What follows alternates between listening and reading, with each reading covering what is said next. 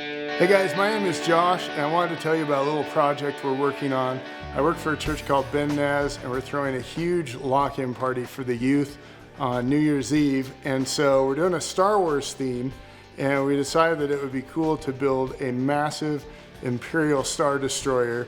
Most of the materials are from Home Depot or Amazon, and so anybody can do this. And we're just gonna walk you through it a little bit step by step. This is the model that we're basing it on. Again, I got this on Amazon. It's about $30, and we've been using it to scale up the project and see different pieces that we want to include. So come check this out.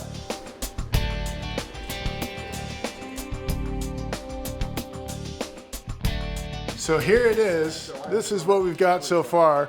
We're most of the way through, but we haven't done much of the details on the outside or the decorations, and we're just gonna walk through some of the materials and some of the things we've done thus far.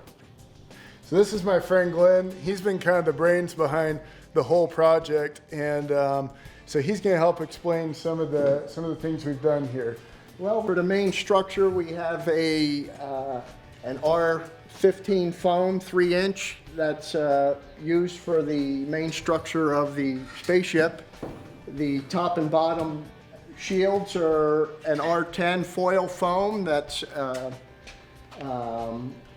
finishing out the surface, and then we will go to an R5 foil for the residence that we're going to build on top of the spaceship. So that's still to come, and yep, we'll see how that goes. Below the bridge. So when I had originally thought about how we would do this project, I was thinking a wood frame with the 2-inch foam, but as we talked about, we realized especially for hanging it on the ceiling, it would be too heavy with wood, and so Glenn's suggestion was to go ahead and do a foam frame, and the 3-inch foam holds up great, so it's really stable. He's just screwed the pieces together. And then another thing we wanted to look at is how to do these engines. So what did you use on those, Glenn? Some people I worked with helped out with the project, getting us material, and this is galvanized spiral duct, and we have 12-inch and 6-inch pipes here that will eventually be electrified and lit up for our launch.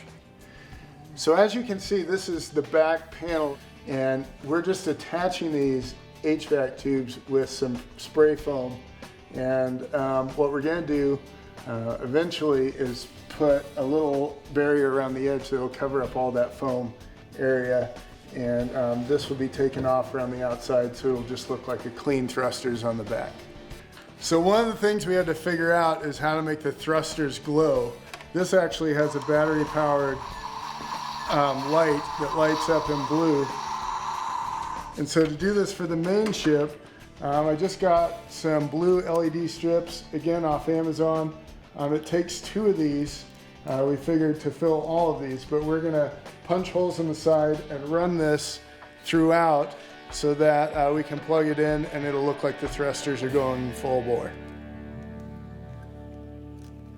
So when we had the idea of making this project, I thought to myself, you can find anything on the internet. So I'm sure someone's done this. There's plans, there's blueprints, and there might be something out there, but I couldn't find anything.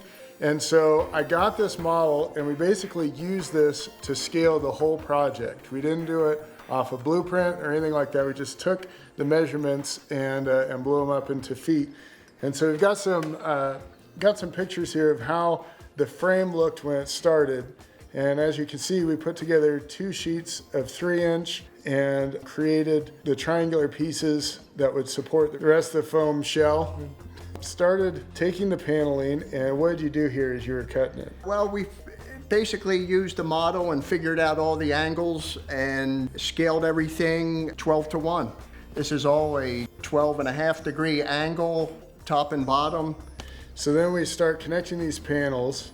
What screws did you use to attach these panels? Well, for attaching the 2-inch top and bottom layer to the 3-inch foam, there's a special adhesive for this type of foam, and we use 6-inch screws to hold everything together till essentially the glue dried. So as we completed the paneling, you use this tape to cover up the gaps and make it a smooth piece. So is this just HVAC tape or is it anything Yeah, special? it's basically foil tape, and there's probably a couple miles of it on here. In addition to the seams, you also use that to wrap around the edge to really create this sense of a spaceship, and looks clean. Yeah, I like that. So we were trying to figure out how to do the surface of the ship. The foam has metal shine on it, and most Star Wars ships are more matted down in color. And so we did an experimentation on this board to see what some different things would look like. We had matte spray paint, we had gray spray paint, we had chrome spray paint. So we divided it into sections and tried to find some ways to do the lines on the ship. But I think what we're actually gonna go with is this one right down here.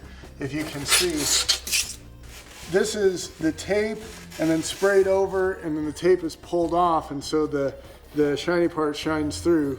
And I think this will give us kind of the best of both worlds, where overall the ship has a matte gray look to it, but you'll have these lines that really pop and reflect some of the light that we're going to show on the ship when we hang it up and display it.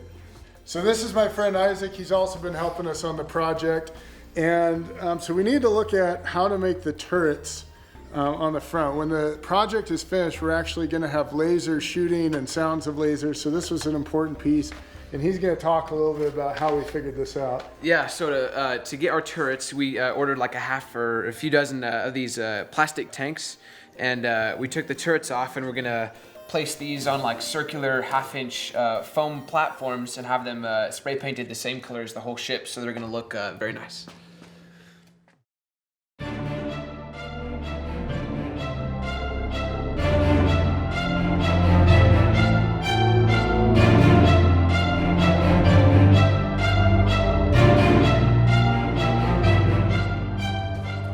One of the things we needed to be mindful of was we need to know it would fit through the front door. The area that we're putting it in doesn't have a large sliding door or anything like that. And when you look at it, you think there's no way this is going to fit, but It will fit. it will fit. So you turn it at an angle. Yeah, we'll put it on a diagonal through the door. It's about 8.5 feet wide. We have about 9 feet to work with, so we're It's going to be tight. we're good to go.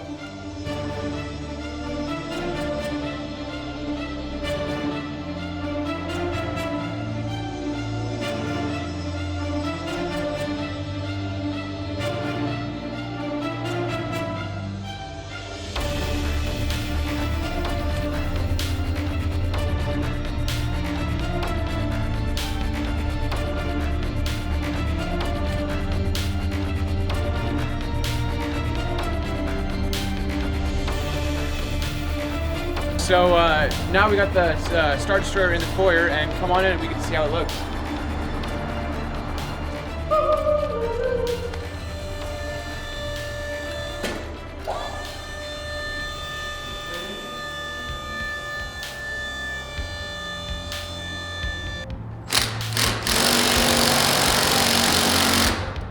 We used the masking tape to create the lines.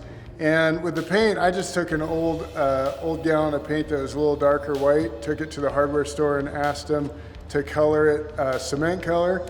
And this is how it came out. It's matte, so it looks pretty close to the original ships. And then once we pulled the tape off, it gives it that cool line effect with the silver line shine through. And when we shine lights on it, it's really gonna pop. So for the anchors here, Glenn, the mastermind behind this, created these anchors. So we have these bolts with screws that run all the way down through the ship. And we took the same styrofoam ball and cut it in half and put it on the underside of the ship to protect the screw and make it look fancy. And that's what is taking the brunt of the weight of this ship when we mount it to the ceiling. The original ship doesn't necessarily have these turrets up front, but the reason we put those here is because we have the guide wire that we're going to use to pull it up and hang it. And we're going to put these green rods on the wire to make it look like laser shots from the ship. So we've got turrets up here as if they're firing that way, and when we shoot a black light on the whole thing, these rods are going to glow really bright and look like laser shots. Yep.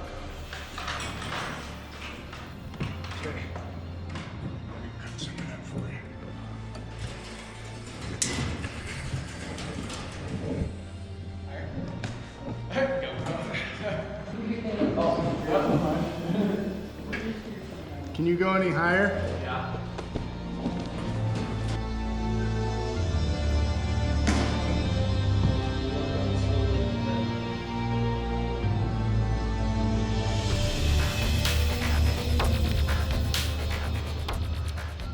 Spoiler alert, we are gonna put a cannon on the bottom of this ship in the new Star Wars movie. These have a cannon retrofit that can destroy planets, so we're gonna try to add one. We're gonna mount it right about here, pointing down, and then go ahead and turn that light on. We've got a red spot going inside. We're gonna cut some slits out of the side of this to give it more of a laser cannon look, and we'll see how that turns out.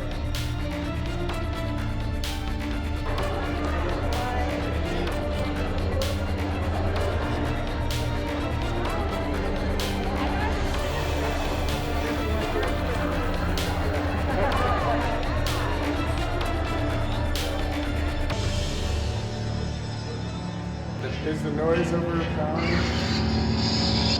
Here, hold both of them. I don't think it's. Now.